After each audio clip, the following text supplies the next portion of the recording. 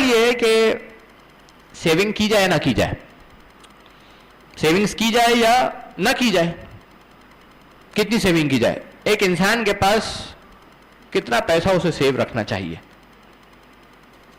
کتنا پیسہ اسے سیو رکھنا چاہیے. ایک تو وہ بندہ ہے نا جو روز کی دیہاڑی پہ, وہ کیا کرتا ہے, فٹ پاتھ پہ سو جاتا ہے, کہیں اور سو جاتا ہے, بیچلر ہے, یہ وہ ایکس وائی زیڈ, وہ کیا کرتا ہے, ایک دن کھاتا ہے, اسی دن کماتا ہے, اسی دن. لیکن جو کاروباری حضرات ہیں, جاب کرنے والے افراد ہیں, سیونگ کرنے والے افراد ہیں, ہزار ان کی دوسری مشکلات ہیں, دوسری ضروریات ہیں, وہ سیونگ کر رہے ہیں. کتنا سیو کرے, 2 سال کی خرچے سیو کر لے انسان کا. اگر خرچہ 1.5 لاکھ روپے مثال کے طور پر اس کا خرچہ ہے ماہانہ فیملی کا, تو اب وہ بزنس تو کر رہا ہے, تجارت تو کر رہا ہے, ایک مرتبہ وہ 18 لاکھ روپے اس کے پاس سیو پڑے ہوئے پیچھے. ایک شخص ہے جو بول رہا ہے نہیں میں نے 30 لاکھ روپے سیو کرنے ہیں, ایک ہے جو بول رہا ہے نہیں میں نے 45 لاکھ سیو کرنے ہیں, میں نے 60 لاکھ سیو کرنے. تو کتنا سیو کیا جائے انسان؟ کیونکہ یہ سوال اس لیے اہم ہے کیونکہ اگر انسان کے پاس ہم میں سے بہت سارے افراد جس سرکل اور جس کلاس سے ہم لوگوں کا تعلق ہے, ہم لوگ یقیناً اپنے مال کو کچھ سیو رکھتے ہیں اور سیو کرنا بھی چاہیے, اس کے اندر کوئی ممانعت بھی نہیں ہے. لیکن کیا کوئی حدود اور لمٹس بتائیے شریعت نے کہ بھائی اتنا سیو کر لو, اس کے بعد پھر تم انفاق کرتے رہو؟ تو ہاں, اس حوالے سے ہمارے پاس بعض روایات موجود ہیں جو بیان کرتی ہیں کتنا مال جمع کر کے رکھنا چاہیے. راوی ہے حسن ابن جہم, کہتے ہیں کہ سمعت الرضا علیہ الصلوۃ والسلام, میں نے امام رضا علیہ الصلوۃ والسلام سے سنا. اللہم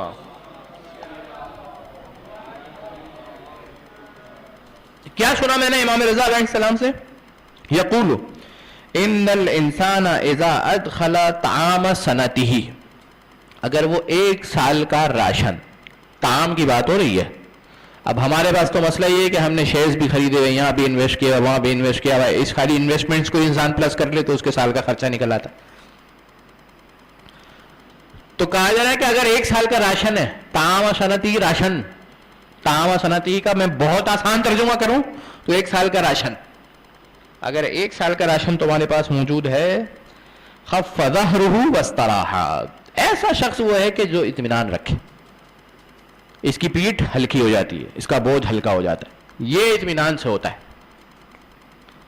وکان ابو جعفر علیہ السلام و ابو عبداللہ علیہ السلام, یہ کون؟ امام رضا علیہ السلام فرما رہے ہیں کہ امام محمد باقر علیہ السلام اور امام جعفر صادق علیہ السلام لا یشتریان عقدۃ حتی یحرز اطعام سنتہما. امام جعفر صادق علیہ السلام اور امام محمد باقر علیہ السلام اگر اپنے 1 سال کا راشن ان کے پاس موجود ہوتا تھا, 1 سال کا طعام موجود ہوتا تھا, تو اس کے بعد پھر کوئی اور زمین نہیں خریدتے تھے, اس کے بعد اس سے زیادہ کوئی اور زمین نہیں خریدتے تھے. یہ ایک روایت, اور اس سے زیادہ ملتی جلتی اور بھی روایات ہیں جو اس مطلب کی طرف اشارہ کرتی ہے کہ اگر انسان نے, اچھا کیونکہ روایات میں سیونگز کی بات نہیں ہے, روایت میں بات ہے اطعام سنتی, یعنی ایک انسان کب سیٹسفائی ہو سکتا ہے, سائیکولوجیکلی دیکھا جائے, ذہنی طور پر دیکھا جائے تو اسے سکون کب ہو سکتا ہے؟ ایک تو وہ سکون کی حالت ہے جو ہماری ہے, یہ کبھی بھی نہیں آ رہا, جتنا بھی ہے جیب میں, جتنا بھی بینک بیلنس ہے, جتنی بھی بڑی گاڑی ہے, جتنے بھی گھر ہیں یا جتنا بھی بڑا گھر ہے, یہ سکون کبھی بھی نہیں آ رہا, یہ کبھی بھی نہیں آئے گا, یہ والا سکون کبھی بھی نہیں آئے گا جو ہم کو نہیں آ رہا. اس سکون کی بات نہیں ہو رہی ہے. امام بتا رہے ہیں کہ دیکھو اگر ایک شخص قناعت کرنا چاہتا ہے ایک بیلنس زندگی گزارتے ہوئے, تو یہ کافی ہے کہ انسان کے پاس 1 سال کی سیونگ, اس کا 1 سال کا گھر کا خرچہ چل سکتا ہے, یہ ہے.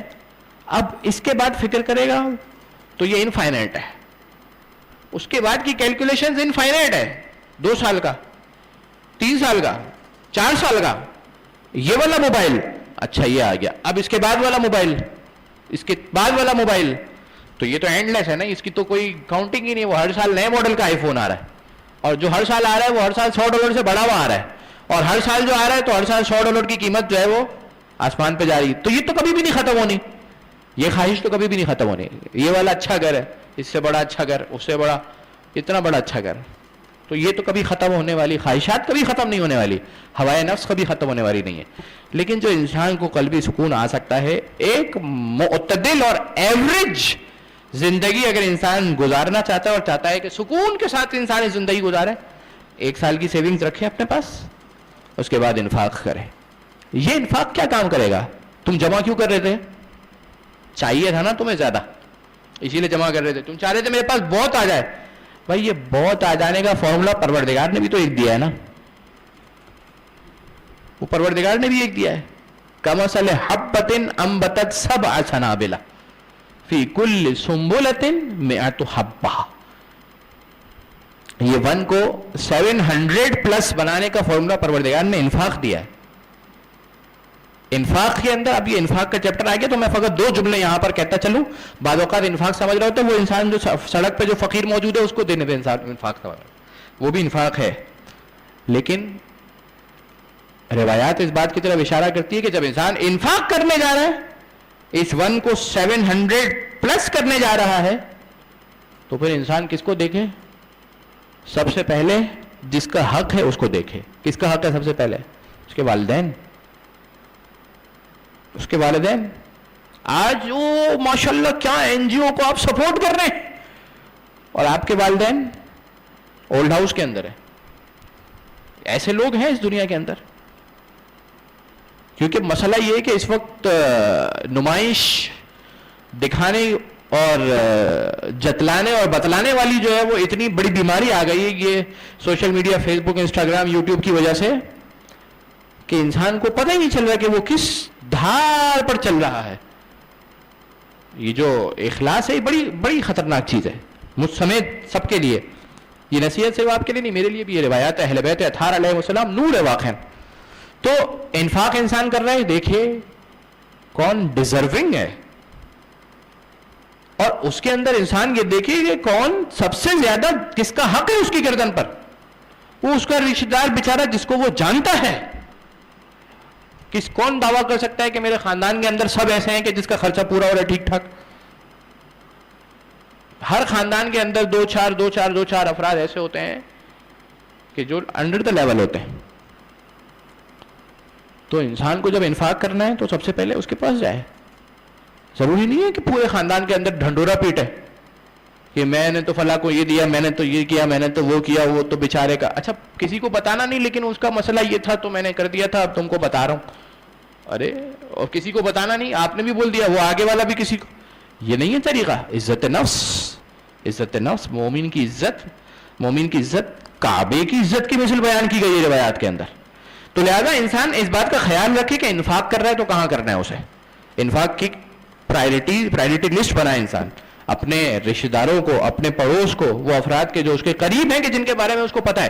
ضروری بھی نہیں ہے کہ انسان ہمیشہ یہ نیت کر کے اسے دے پیسے ہے یہ وہ ہے, نہیں. بعض اوقات بہت سارے مختلف, اگر انسان کے پاس اس کی نیت صاف ہے نا تو وے آؤٹس بہت سارے ہوتے ہیں کہ جس کے ذریعے سے انسان اس کی ہیلپ کر سکتا ہے. کہہ سکتا ہے کہ بھائی وہ تمہارے بچے کو پڑھنا ہے, اسکالرشپ دیتا ہوں. بہت سارے ہزاروں رستے, مجھے یہاں پہ بتانے کی ضرورت نہیں ہے ورنہ بات کہیں سے کہیں نکل جائے گی.